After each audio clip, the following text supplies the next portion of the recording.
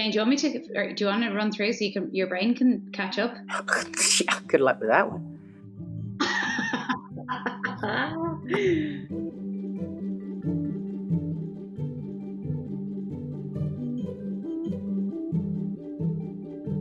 Harry is of a certain age, and she's a very independent kind of woman. I mean, she's obviously a professor, she's very literate, but she quits that and somehow, in becoming a detective, realizes that she does need someone street smart, like her sidekick Fergus.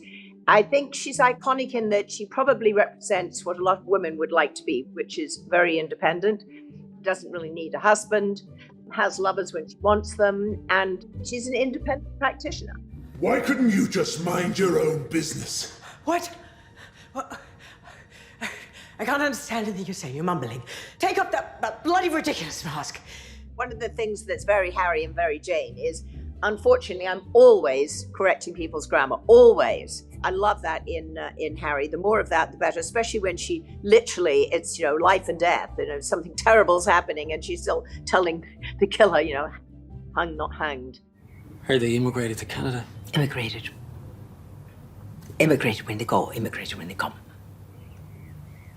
It's not important. I love it when Harry goes undercover and pretends to be something else. It's so much fun.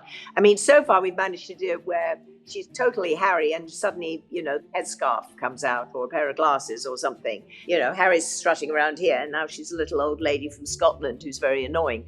I love doing all that kind of stuff. Of course, I'm not as good as Rohan at accents. I never thought I was going to get the part. So in terms of the casting process, I thought, when I saw it came through and my agent kind of gave me the call, he was like, "Hey man, how's your Irish accent?" And I kind of laughed. I was just like, "Yeah, sure, I'll give it my best crack." Do you know what I mean? And the best part of being involved in the entire process was the huge surprise I got finding out that they wanted to offer me the part and that they considered what I thought was an Irish accent to be Irish enough, I guess. You have a better Irish accent than I do, Rohan. I don't think that's true. I don't beat the born and bred.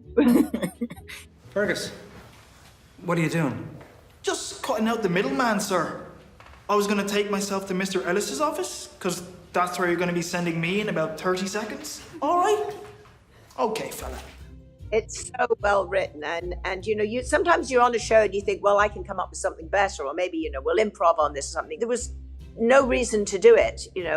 Logan and Joe Spain, between them, they had it all there, and we had the privilege of secretly rehearsing with them every weekend over a couple of bottles of stuff, and everyone seemed to have fun doing it. I was crying when we ended. I was just so upset. I didn't want to leave this family. Yeah, we had, because of the pandemic, we were kind of in a bubble, Yeah. so we all get to spend so much time together and with the writers. So any questions, they would just come up in casual conversation. We were kind of very lucky in that sense that we were just surrounded by each other to have that availability creatively to discuss everything. We were lucky as well that that every day just seemed fun, even though, the days are long and especially for Jane. I don't think you had a day off, did you? A half day.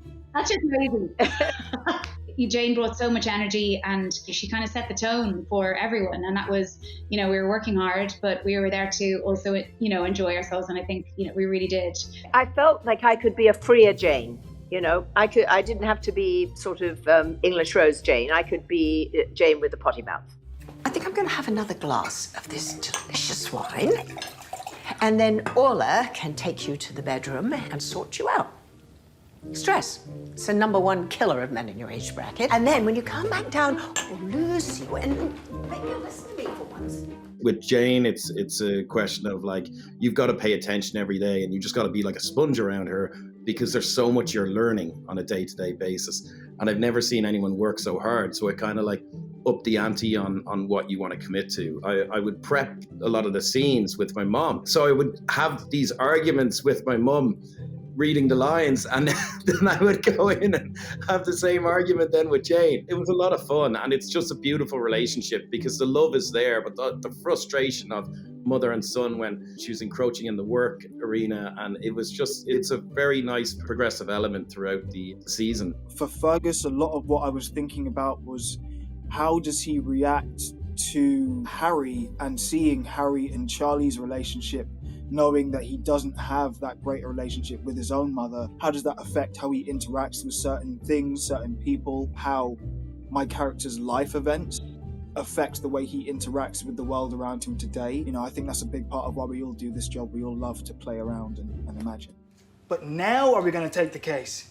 We're not starting a detective agency. We're not Batman and Robin. Okay, now that reference I get. There's so many things that get layered into, you know, bedding into a character, and it's the who played my family in this show, who's your antagonist, who you reckon, your allies are. The house that we were filming in was really familiar to me. I grew up on one street over, so it's really weird. I kind of had to separate that actually and go, okay, this is not my real world.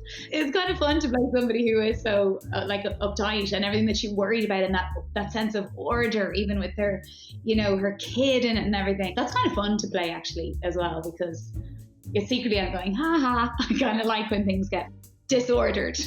Amy is the most free-thinking, wonderful, inclusive, non-uptight human being I've ever met. So I think she was personally miscast as Orla, but she's such a brilliant actress, she pulled it off. Harry, we don't allow smoking in the house. Why do you have an ashtray then? We don't. Yeah, you do, over there. Lola made that in infants. And I was nervous with my mini stunt. I do all my own stunts. I know that Jane was hanging off buildings and everything, but I did have to throw a glass of water in her face. And I didn't do all my own stunts, so I was choreographed that really well. I got some special training. I was really nervous that I was going to glass her, which would not have been good. I did love it when you threw the water in my face, because we got it in one take. Just saying. I know. Hey. Pros. Harry. Get out of my house, please. Initially, I read the script and then I found out Jane was on board. I was just very excited.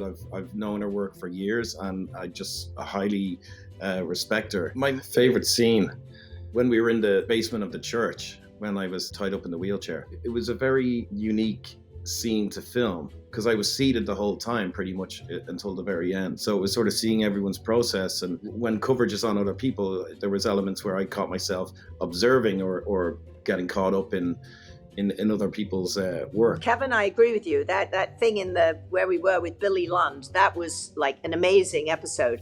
Lay down your weapons. You're handcuffed to a bloody wheelchair. No one's going to listen to you. One of my favorite scenes was when I came into your house and all your bosses are all there and I slap them all down and take you out. That was quintessential Harry, and I loved that. Yeah, I love that scene, the argument at the door that we had actually right before I fire you out once or twice. And you give me the quote from Silence of the Lambs. Yeah. He knew her. He coveted her. And how do we covet?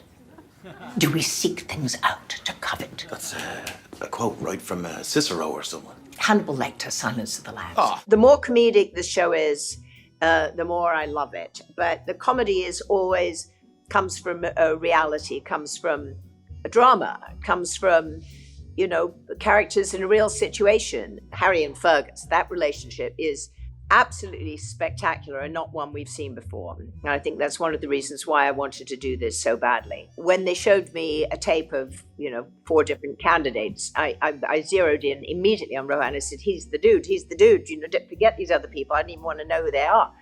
And when I met him, he was like 10,000 times better than his tape.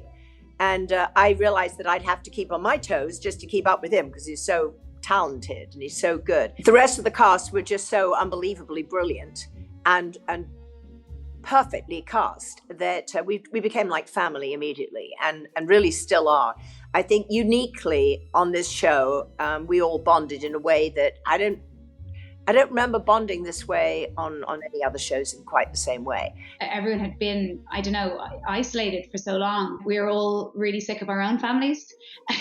I wasn't totally sick of them, but slightly. I was looking for a new family, basically. We just all gelled from day one and pretty much had the best summer ever. And hopefully we'll do it again.